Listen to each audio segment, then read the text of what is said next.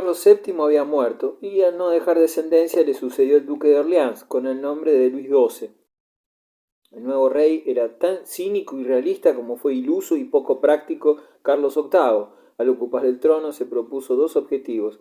En primer lugar, anexionar Bretaña a Francia, desposándose con la viuda de Carlos VIII, Ana de Bretaña, y luego conquistar Milán. Alegaba derechos sobre este ducado por ser su abuela Valentina, hermana del último Visconti. O César o nada. Italia observaba atenta este cambio de gobierno. Ludovico Sforza de Milán intuía que el porvenir nada bueno le reservaba. César Borgia estaba dispuesto a apoyar los proyectos del nuevo rey francés, muy oportunos para él, ya que para casarse de nuevo Luis XII debía separarse antes de su esposa, la desgraciada Juana de Francia, y para cualquier divorcio era indispensable la aprobación del Papa. Después de deliberar acerca de ello con su hijo, Alejandro decidió otorgar dicha autorización a Luis, a condición de que éste prestara determinados servicios a César. Ante todo, gestionar su boda con una princesa francesa. Podría luego concretarse un acuerdo entre el Papa y el rey de Francia, en que Alejandro se comprometía a poner su diplomacia al servicio de las pretensiones francesas al milanesado. Por su parte, César sería apoyado por las tropas francesas en su lucha contra los príncipes de la Romaña. Así dispusieron las cosas, Alejandro y su hijo. Luis aceptó el trato y, a invitación suya, César Borgia hizo en 1498 un viaje a la corte francesa, en la que desplegó un lujo fabuloso. Luis recibió autorización para divorciarse, y César Borgia fue nombrado duque de Valentinois, y se le concedió la mano de una princesa joven y hermosa, hermana del rey de Navarra. Luego, los acontecimientos no se hicieron esperar. Después de firmar un tratado con Venecia, Luis XII invadió Italia. En 1499 conquistó Milán sin que Ludovico el Moro pusiera apenas resistencia. Al año siguiente, Luis XII y Fernando el Católico firmaron un pacto para repartirse el reino de Nápoles, y el monarca aragonés envió a Italia al gran capitán, Gonzalo Fernández de Córdoba. Pronto surgieron desavenencias entre franceses y españoles, y en 1503 el gran capitán lograba la espectacular victoria de Cerignola y de Río Garigliano, y entraba triunfante en Nápoles. Entretanto, César había sometido la Romaña en 3 campañas, 1499 y 1502. El propio Luis XII comenzó a recelar ante éxitos tan fulminantes.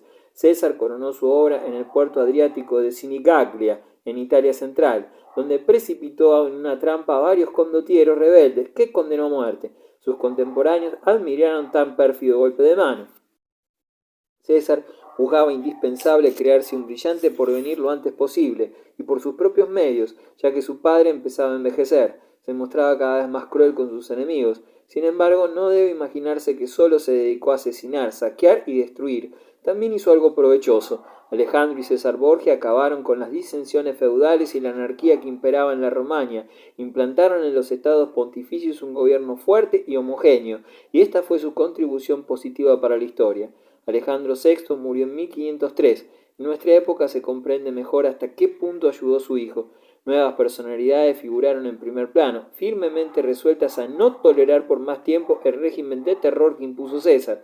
El tirano vióse obligado a abandonar Roma, luego fue hecho prisionero por los españoles y conducido a España. Logró escapar en 1506 y se refugió junto al rey de Navarra en el asedio de Viana contra el conde de Beaumont, sublevado contra los reyes navarros Catalina y Juan de Albert a instigación de Fernando el Católico. Al año siguiente, César Borgia murió guerreando a su servicio. Solo contaba 31 años, pero su corta existencia fue colmada en exceso.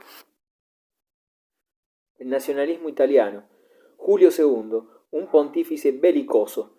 La intervención de la familia Borgia en la historia de Italia constituyó el preludio de acontecimientos de mayor trascendencia. César Borgia aniquiló al feudalismo en los estados pontificios e instauró en ellos una administración homogénea. Intentó hacer de los estados un principado secular para reinar en él personalmente. El Papa Julio II se beneficiaría de estas premisas políticas de su antecesor. Electo en 1503, procuró, como César Borgia, implantar su poder absoluto en los estados pontificios, pero sin seguir objetivos egoístas o dinásticos. Se trataba de consolidar el poder temporal de la Iglesia. Era para convertir el solio pontificio en el decisivo factor político de Italia. Por ello se proponía acabar con el dominio extranjero que pesaba sobre Milán, Nápoles y otros lugares. Proyectaba conquistar Bolonia, y limitar el influjo político de Venecia y por último expulsar de Italia a los franceses y alemanes, una vez que se hubiera aprovechado de su ayuda contra Venecia. Así, en el terreno de la política, Julio II aparece como el primer representante de un incipiente nacionalismo italiano. Ahora bien, puede hablarse en realidad de nacionalismo italiano en la época del Renacimiento. Unos historiadores lo ponen en tela de juicio y otros lo afirman. Estos consideran que el factor nacionalista es el elemento esencial del Renacimiento italiano y sostienen que humanismo y nacionalismo surgieron simultáneos.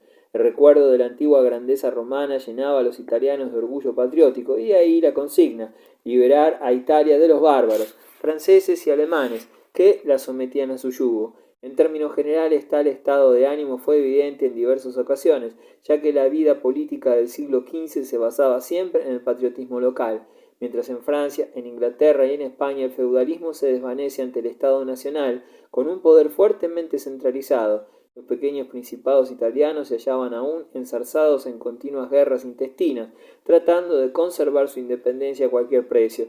De la confusión reinante durante la primera mitad del siglo XV surgió un sistema de equilibrio italiano que aseguró la paz en la península durante bastantes años.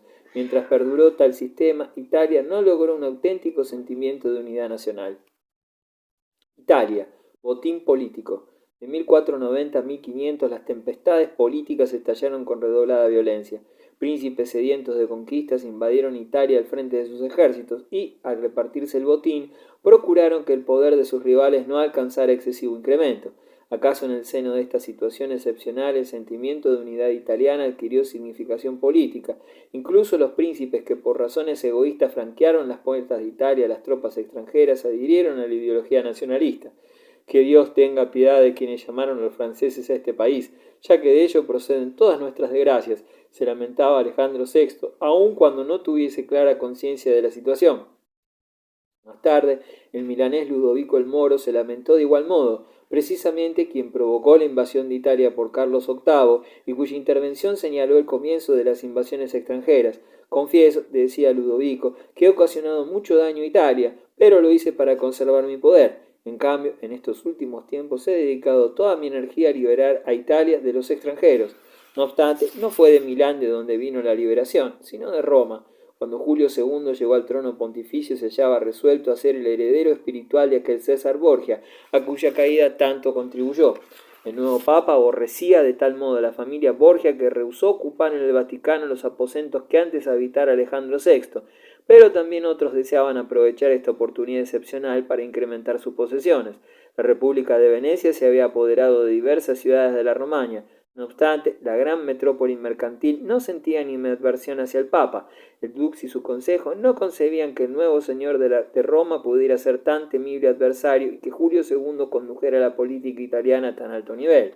Su primer objetivo fue Venecia, ciudad tan poderosa que el Papa incluso temía que sometiera a la Romaña y ampliara progresivamente su poder a toda la península, lo que no estaba dispuesto a tolerar. Italia no debía ser gobernada por Venecia, sino por Julio II y sus sucesores en el trono de San Pedro. Desde todo punto era preciso oponerse a los poderosos mercaderes venecianos, aunque el Papa no ignoraba cuán dura sería la lucha. Para recuperar las ciudades que Venecia había conquistado en la Romaña debo hacerme esclavo de Francia, de España y de Alemania, dijo un día Julio II, un diplomático extranjero. En primer lugar, convenció en 1504 al emperador Maximiliano y a Luis XII para atraerlos a una alianza contra Venecia. En persona y armado de pies a cabeza se puso al frente de sus tropas para conducirlas contra los enemigos de la cristiandad. 5 años necesitaron los ejércitos y la diplomacia pontificia para lograr la capitulación de Venecia. Julio II conquistó numerosas ciudades, Rímini, Faenza, Perús y Bolonia. En 1508 se procedió a la firma del Tratado de Cambrai por los reyes de Francia y España, el emperador de Alemania y el Papa, que adhirió a la alianza con el fin de debilitar a los venecianos. En efecto, Julio II se había vendido a Francia, Alemania y España para poder aniquilar a Venecia, si bien alegaba que sus intenciones eran irreprochables porque combatía por la Iglesia y por Italia. En la primavera de 1509 las tropas de Venecia se enfrentaron con los coaligados. El grito de guerra de los venecianos resonó claro y preciso: libertad e Italia.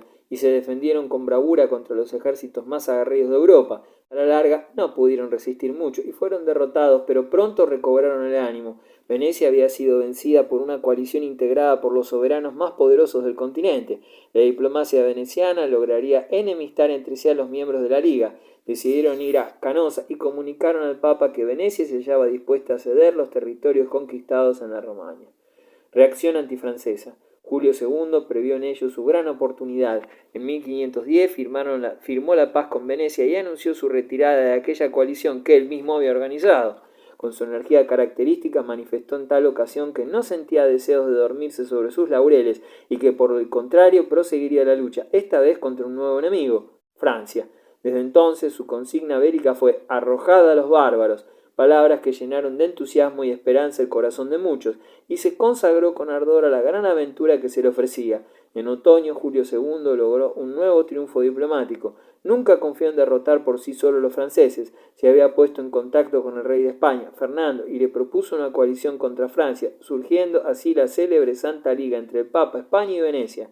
En 1512, Luis XII inició su ofensiva resuelto a aniquilar de una vez a un pontífice que con tanta doblez lo había engañado. Nápoles era el objetivo de sus operaciones militares. Si conseguía conquistar la ciudad de los españoles, Italia entera caería en sus manos. En abril de 1512 los adversarios se enfrentaron cerca de Rávena, logrando los franceses la victoria. El camino de Roma y de Nápoles quedaba libre y la suerte adversa de Julio II parecía decidida. Un cambio inesperado modificó la situación. Las tropas suizas al servicio del Papa consiguieron no solo contener al ejército francés, sino hacerlo retroceder al otro lado de los Alpes. Al propio tiempo, el Papa movilizó una nueva ofensiva diplomática. En noviembre de 1512 organizaba una otra coalición que aislaba por completo a Francia. Julio II atrajo a su bando no solo a Venecia y España, sino también al rey de Inglaterra y al emperador Maximiliano. Los coaligados confiaban en repartirse Francia. Si bien, como otras veces, Julio II no había manifestado con claridad sus verdaderas intenciones. No le hubiera disgustado en verdad apoderarse de algunas comarcas francesas, pero su verdadero objetivo era arrojar enseguida a los españoles de Italia, como antes lo hiciera con los franceses. Cuando un cardenal le preguntó lo que sinceramente opinaba de su aliado Fernando, Julio II golpeó con violencia el suelo con su báculo y exclamó: «Si Dios me concede tiempo para ello, liberaré también a los napolitanos de su yugo». En 1513 parecía que su anhelo de ver una Italia libre de la dominación extranjera iba a realizarse, pero Julio II murió en febrero del mismo año. El ideal de su vida desapareció con él. Nicolás Maquiavelo, un político realista. El mismo año en que falleció Julio II, alguien terminaba de escribir una pequeña obra que alcanzaría mucha celebridad. Se titulaba Il Príncipe, y su autor era el diplomático y magistrado florentino Nicolás Maquiavelo. El Papa Julio II fue el genio práctico de la política italiana del Renacimiento y Maquiavelo su gran teórico. Otro punto de contacto entre ambas figuras era su patriotismo, que orientaba su anhelo de libertar Italia de dominación bárbara. Maquiavelo aparece por vez primera en la historia en 1498, al ser nombrado secretario de la Cancillería en Florencia. Contaba entonces unos 30 años. Un contemporáneo lo describe como hombre bajo y delgado, de cabellos negros, labios finos y apretados, boca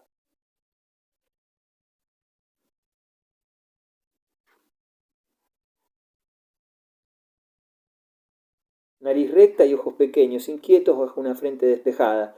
Poco antes Florencia había acabado con el régimen de Savonarola. Tales circunstancias le proporcionaron a Maquiavelo, futuro canciller de Florencia, la oportunidad de demostrar su capacidad. En aquellos años la lucha por la posesión de Italia llegaba a su paroxismo. Luis XII arrojaba a Ludovico el Moro de su ducado milanés. Fernando el Católico conquistaba Nápoles. César Borgia despojaba a la Romaña de feudatarios incapaces. Y Julio II emprendía sus aventuras políticas de largo alcance.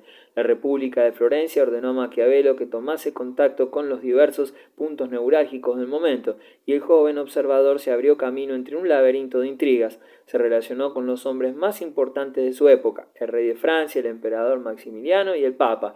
Negoció también con César Borgia en situaciones críticas y al principio manifestó por este una admiración sin límites.